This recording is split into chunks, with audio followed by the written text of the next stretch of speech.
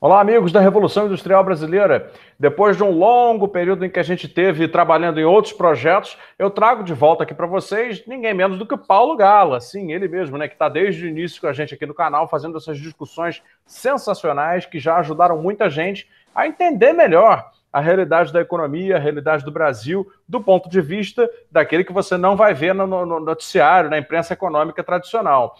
Hoje, a gente vai discutir um efeito que está sendo pouco debatido aí na realidade econômica brasileira, que é o chamado efeito esterese. Né? Uma palavra complicada, talvez você nunca tenha escutado, e o Paulo vai explicar, e que tem a ver com a persistência dos níveis de desemprego na economia brasileira, que é exatamente o que se verifica nessa nossa triste realidade de 2020. Paulo, bem-vindo. Explica para a gente aí, que diabo, que raio é esse aí de esterese, efeito esterese na economia? Obrigado.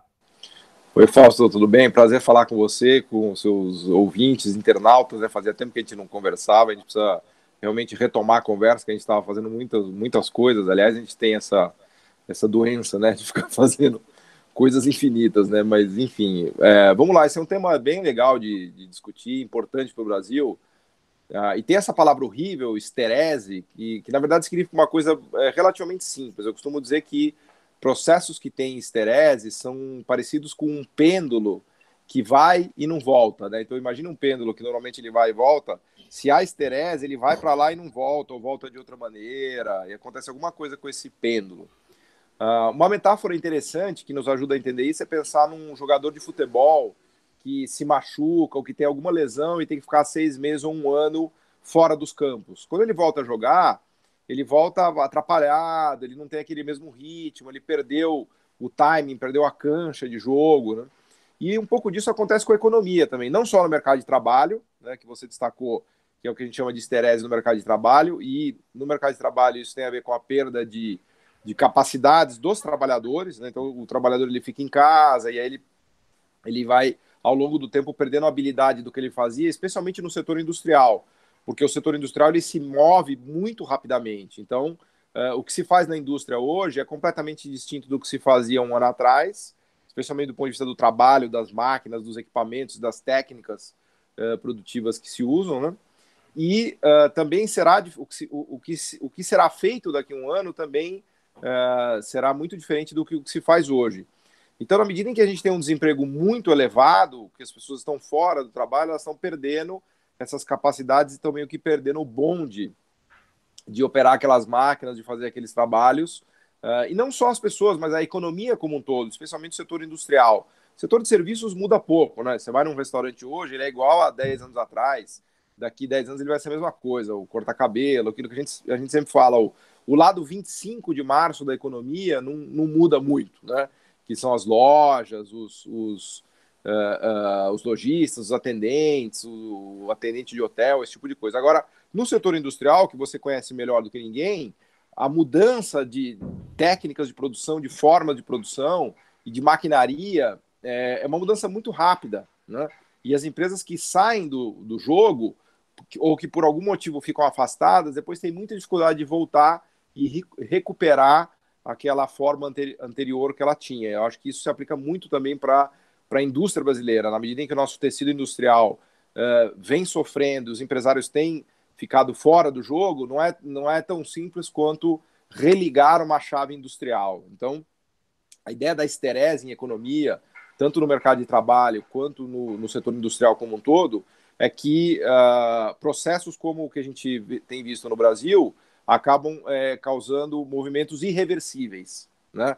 Deixa sequelas ou lesões que são meio que irreversíveis. Então é bem contra aquela ideia de equilíbrio de mercado simplista, né, que o economista adora, né, que vai e volta, que sempre é possível retomar o ponto de equilíbrio de onde você se perdeu, né? E isso tem consequências dramáticas, né? Eu diria que a gente está numa grande esterese já de 10, 20 anos, né? E eu tenho certeza que você deve observar isso na prática, no dia a dia. Eu imagino que você tem uma coleção de casos que você deve ter, enfim, já visto, né? Ah, sem dúvida. Foi interessante você trazer a relação entre desindustrialização e esterese do mercado de trabalho, porque afinal de contas temos no Brasil, né, um grande contingente de ex-empregados dos setores mais sofisticados que agora estão aí no Uber, no pequeno negócio individual de comida, lanchinhos e entregas e não sei o quê.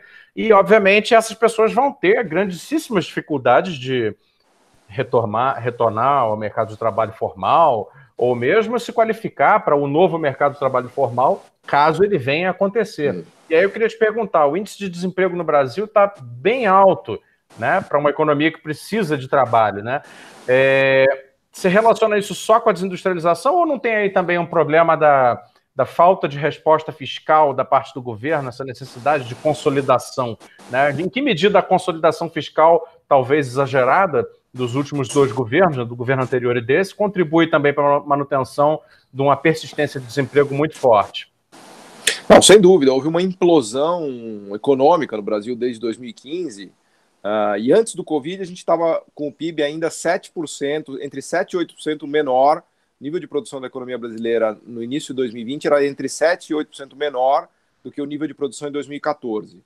Se você voltar lá para 2014 e imaginar que houve um crescimento da força de trabalho considerável, que foi de pelo menos 1,5% ao ano, já dá para fazer uma conta do gap, né, do déficit de emprego que a gente tinha, que foi causado nesses 5 anos, de 2015 até 2020.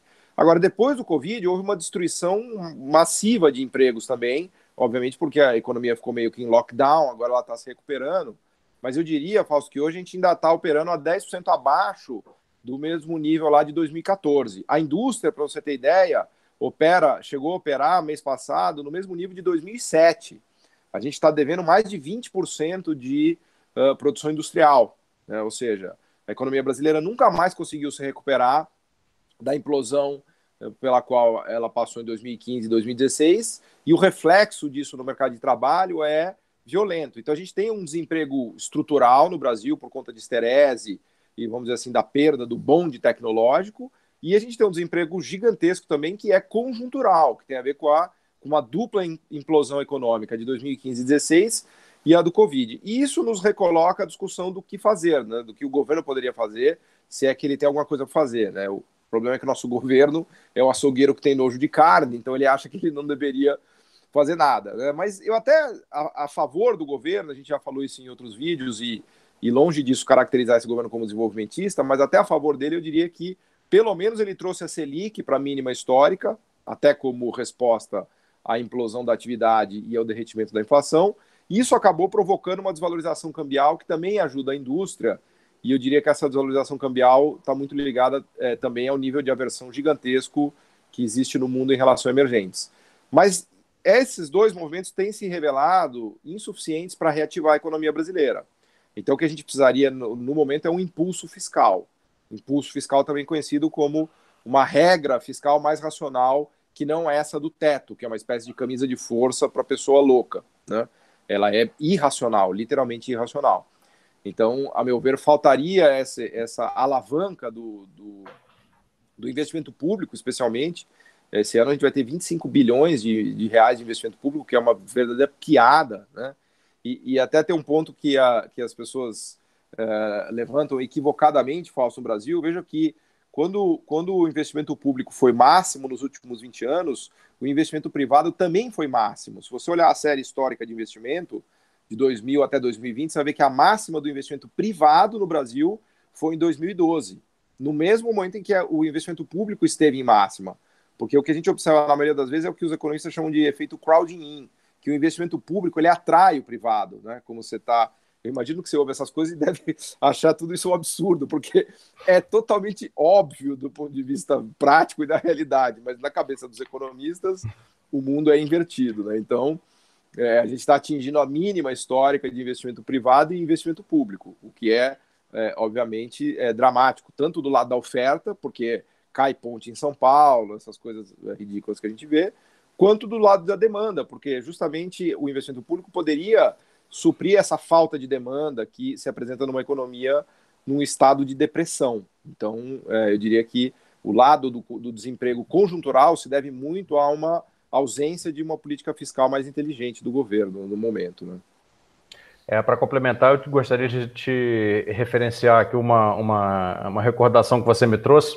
Certa vez eu estava numa palestra em que uma pessoa do BNDES apresentou alguns dados que mostravam exatamente a correspondência quase que exata entre níveis de crescimento na série histórica do país, da economia do Brasil como um todo, e os níveis de investimento públicos feitos pelo BNDES, nas suas políticas industriais, nos seus financiamentos de projeto, etc. Quer dizer, confirma o que você falou, no sentido de que o investimento público acaba atraindo o privado, porque muitas vezes o investimento público produz investimento privado. São investimentos coordenados, né, que através das externalidades que eles geram, vêm a produzir, né, benesses econômicas, no sentido de novas cadeias, né, novos sistemas, e que desenvolvem certas regiões do país. Né.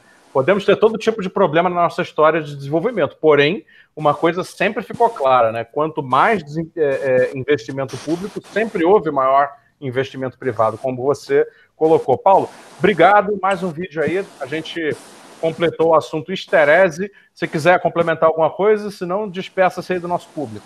Tá, não só rapidamente dizer que eu até me lembrei do livro da Mariana Mazzucato, que eu tinha por aqui, mas, enfim, a capa do livro dela é um leão e um gatinho, né? Só para destacar que a iniciativa privada, ela... Eu vou pegar ele ali, enquanto você faz sua despedida, eu vou pegar ele para mostrar para o pessoal, peraí. Pega lá. E isso que o Fausto está falando tem muito a ver com a questão de tomar risco, né? De quem tem coragem para tomar risco. Né? Então, nessa discussão aí estava explicando do tomar risco, tem o leão e o gatinho. Então, a iniciativa privada, muitas vezes ela se comporta como esse gatinho de baixo aí. Tá aqui o gatinho, só para chamar a imagem, então, esse é o livro, a famosa capa do livro Estado Empreendedor da Mariana Mazzucato, né? Desfazendo os mitos sobre quem é quem na economia, né? Quem é o leão e quem é o gatinho. Porque é a questão de tomar risco. Então, a gente trabalhou na iniciativa privada a vida inteira, né, Fausto, nós dois, a gente sabe que tomar risco é um negócio delicado, que a empresa tomou o risco errado, ela quebra, né? A grande vantagem do Estado é que ele pode tomar muito mais risco do que uma organização privada. É lógico que com isso a gente não quer dizer que ele pode fazer qualquer besteira, mas quando a gente está falando de grandes investimentos, grandes obras ou grandes questões, por exemplo, ligadas à tecnologia, o Estado muitas vezes faz o que, é como o Keynes dizia, o Estado deve fazer o que a iniciativa privada não faz, ele não deve substituir a iniciativa privada, e aí essa questão do risco é chave. Então o investimento público, além de ele gerar demanda, ele acaba ocupando um papel de ocupar riscos que a iniciativa privada, que muitas vezes é um gatinho, tem medo de ocupar, né? Mas enfim, já falamos demais, porque foi bom que você pegou o livro lá, que fica o registro visual aqui também, né? Isso aí. Pessoal, legal, então obrigado por assistir mais uma vez, se inscreva aí no canal da Revolução Industrial Brasileira, tem agora também o site, que você vai ver aqui embaixo no comentário, né, a nossa descrição do link para o site, convido vocês a conhecerem, e também se inscrevam no canal aí do professor Paulo Gala, para você aprender bastante sobre economia de uma maneira que não vai entender nem conhecer através da imprensa econômica tradicional. Obrigado e até uma próxima.